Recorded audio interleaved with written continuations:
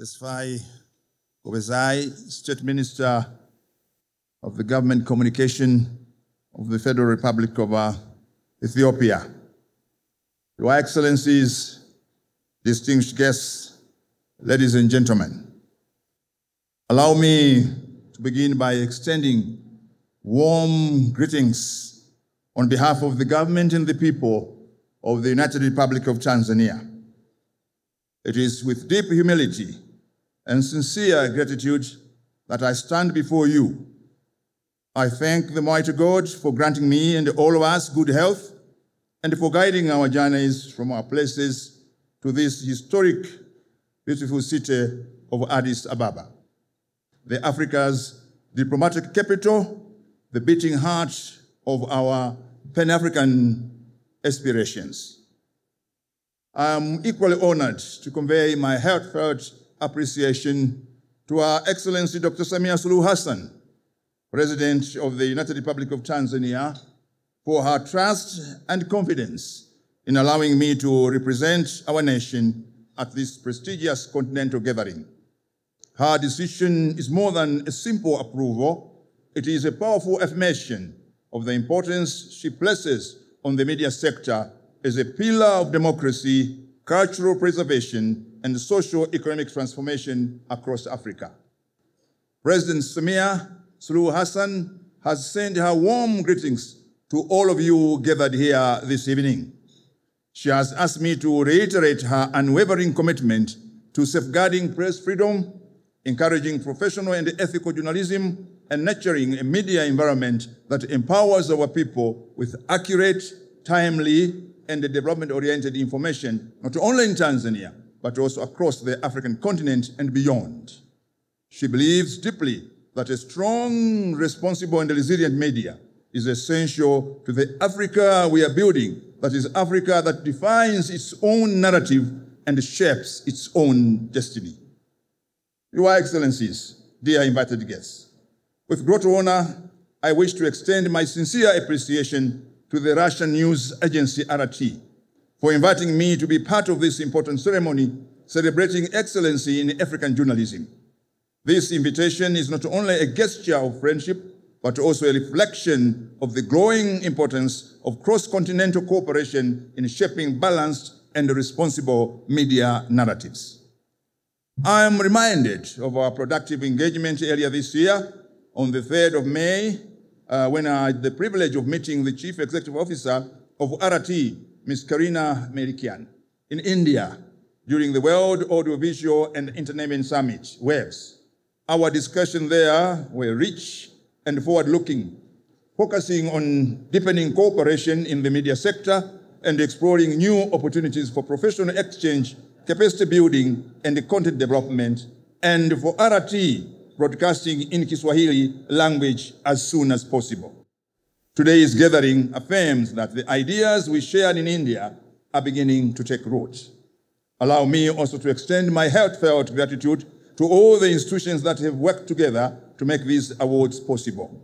The African Union of Broadcasting, the Patrice Emery Lumumba Foundation, the Kwame Nkrumah Foundation, the Mwalimu Nyerere Foundation, the Kenneth Kaunda Legacy Foundation, the Sisulu Foundation for Social Justice, and the P.O. Lumumba Foundation.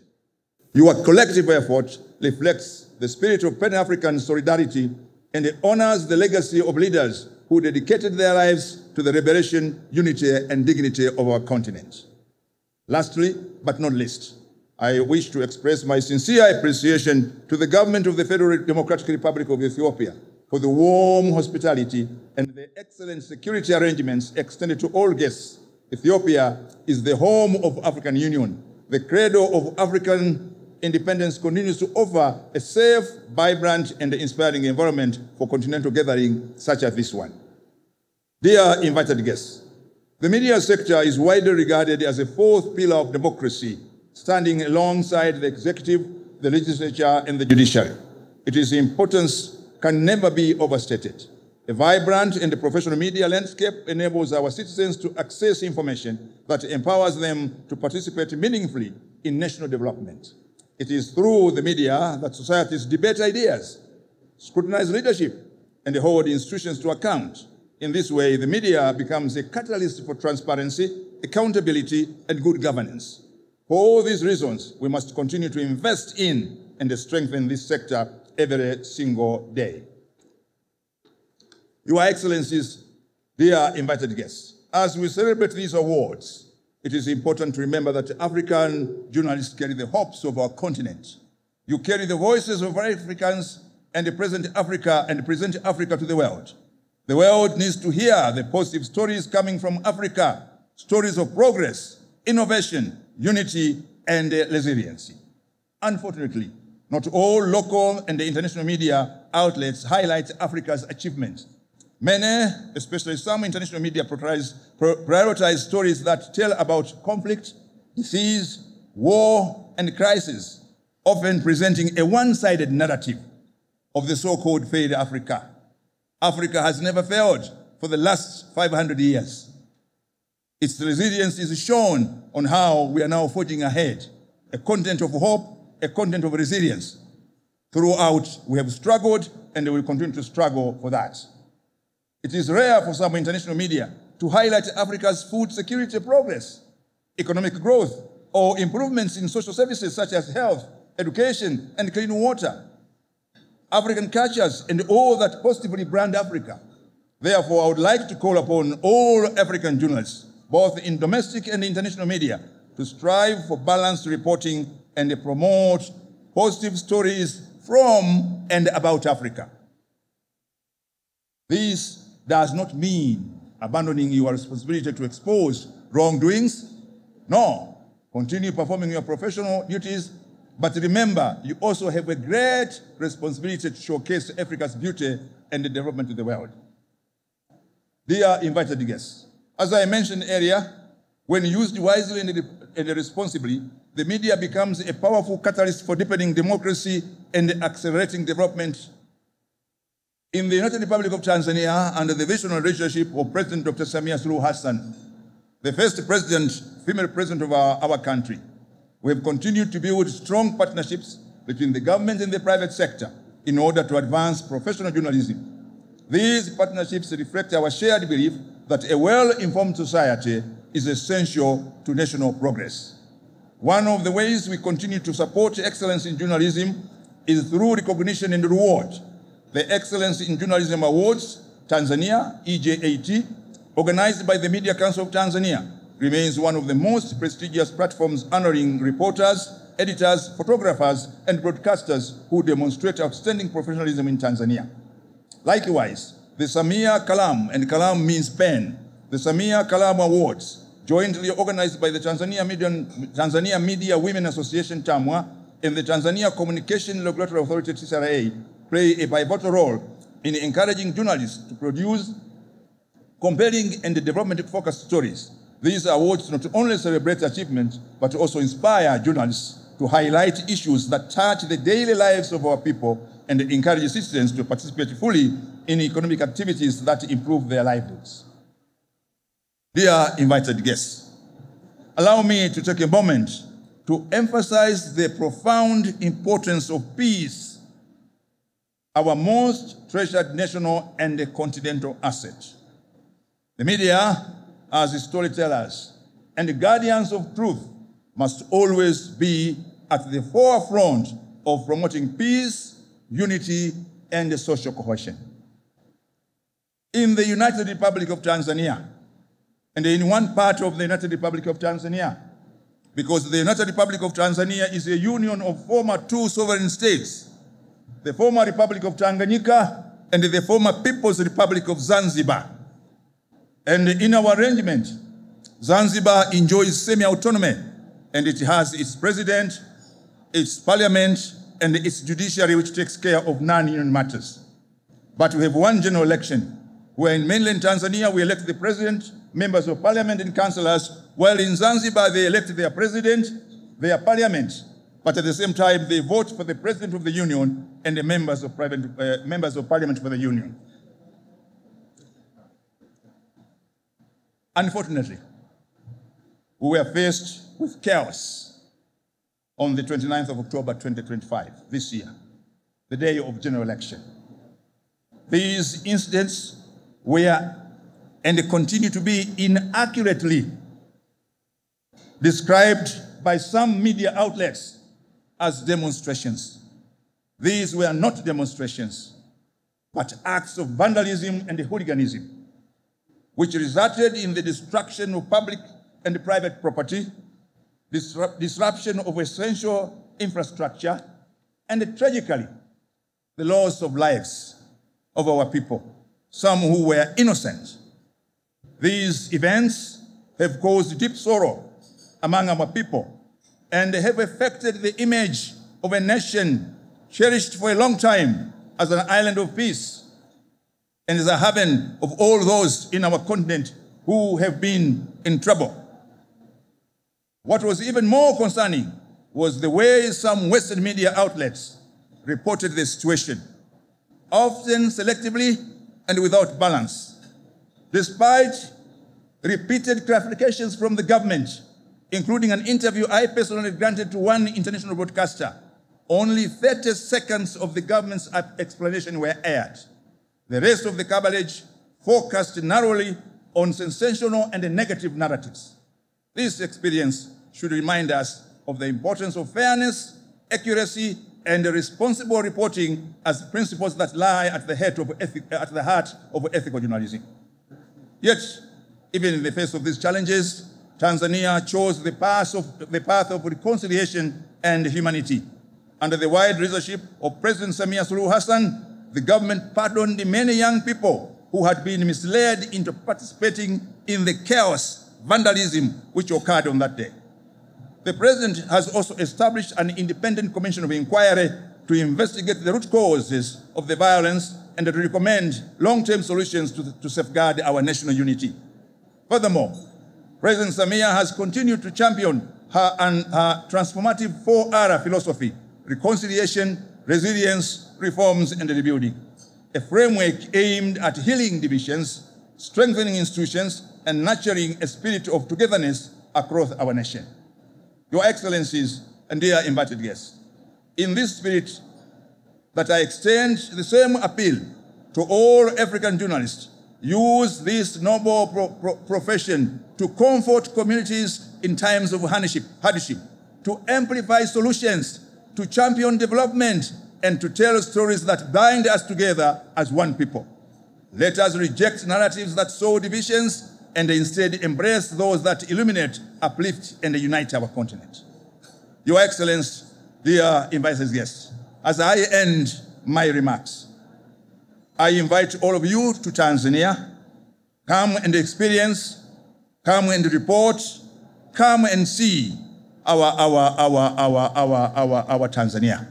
And one of the things that I would want to invite all of you is to come to Tanzania and visit the African Liberation Heritage Center in Tanzania, where we have all the information of all those liberation movements which were housed in Tanzania, trained in Tanzania, armed in Tanzania to go and liberate their countries. Be it Mozambique, be it Zimbabwe, be it Angola, be it Namibia, be it South Africa, be it Guinea-Bissau, be it Cape Verde, and all these countries. These are your heritage. Come and see these things and report. And I'm so much delighted today to see some of the children and grandchildren of our former leaders who sacrificed a lot for Africa, who stood for Africa. Here in Addis Ababa in 1963, they are present with us today. And I'm very much honored today to sit very close to my dear sister. I don't know whether to call you sister or daughter, because I don't want to tell my age.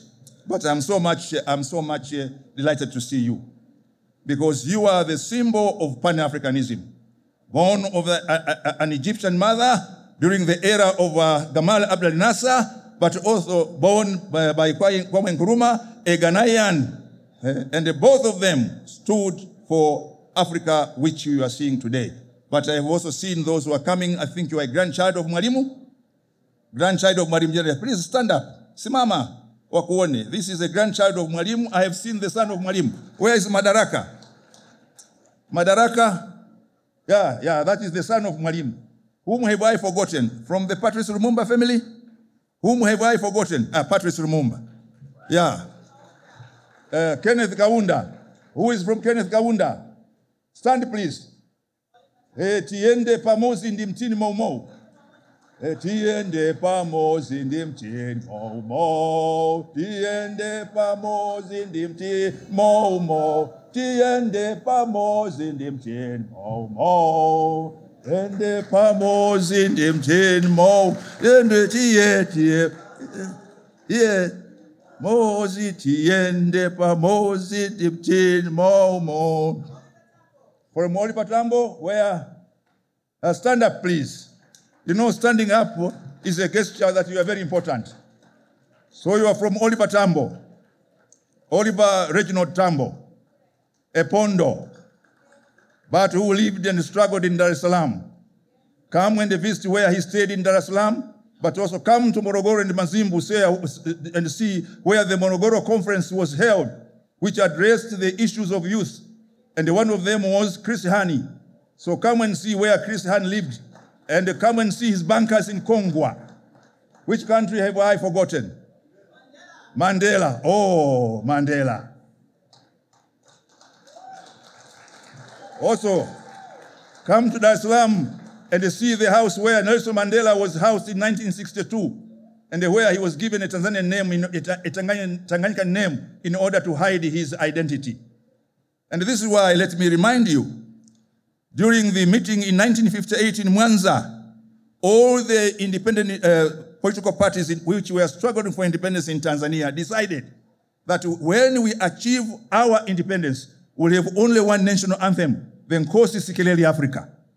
And the first country to achieve independence was Tanganyika, and now Tanzania. And this is why our song, our national anthem, is Nkosi Sikeleli Africa. Mungu Ibariki Africa. The same melody. But sometimes when I listen to the South African one now, it is a bit, the second part of it, I don't understand it. I only understand it the first time. And this is why Zambia, which also got independence in 1964, also chose the same Nkosi Sikeleli Africa. And this is why when we play football with Zambia, people don't know which is which, because the national anthem of Zambia, instrumentally, and the national anthem of Tanzania, instrumentally, is the same, but also the first part of the South African national hymn. The second part does not belong to the 1958 resolution, but it is important because it is a sign of reconciliation in South Africa. But Namibia took the same, and Zimbabwe took the same, but later on they abandoned. But Tanzania and Zambia have remained to the spirit of Nyerere and Kaunda, and our song is, national hymn is Nkosi Sikeleli Africa. And I wish I had time to tell you many stories, because I belong now to the generation of, I am close to 70 years old. This is why I am talking about the past, while you are looking at the forward, which again is very interesting. So let me end and not take much of your time, because I know you want to listen to more good things from other people. But indeed, it's an honor, and I would like to thank RT for arranging these awards, but all the foundations for being part of these awards. This is Africa. And Africa, as I've said many times, there's no continent and people who have suffered like Africans. We were enslaved, and we never enslaved anyone. We were colonized, we never colonized anyone. We have been exploited, and we have not taken any mineral from any continent. And when they thought Africa is down, is when Africa comes up. And the future of Africa is in our young, our youth. That is the future of Africa. So thank you very much for inviting me. Asante sana. Thank you very much. Amasela now.